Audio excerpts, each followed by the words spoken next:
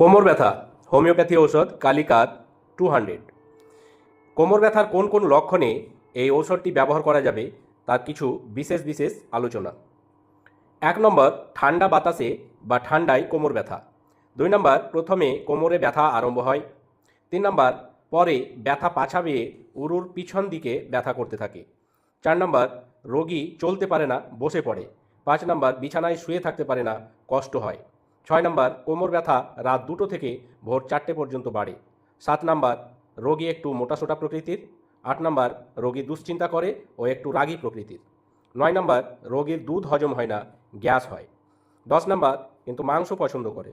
11 নম্বর, রোগীর শ্বাসকষ্ট থাকলে বা কাশি থাকলেও রাত 2টো থেকে ভোর 4টের মধ্যে বাড়ে। যদি কোনো রোগীর কোমর ব্যথায় এই ধরনের লক্ষণগুলো পাওয়া যায় তাহলে হোমিওপ্যাথি ঔষধ কালিকার 200 ব্যবহার করা যায়।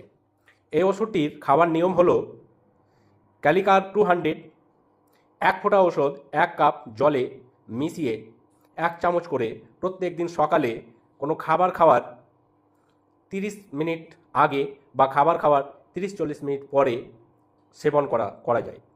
ওষুধটি 15 দিন থেকে 1 মাস পর্যন্ত ব্যবহার করলে আশানুরূপ ফল পাওয়া যাবে, তবে প্রয়োজন অনুযায়ী ডিউরেশান কমা বা বাড়া হতে পারে। ধন্যবাদ।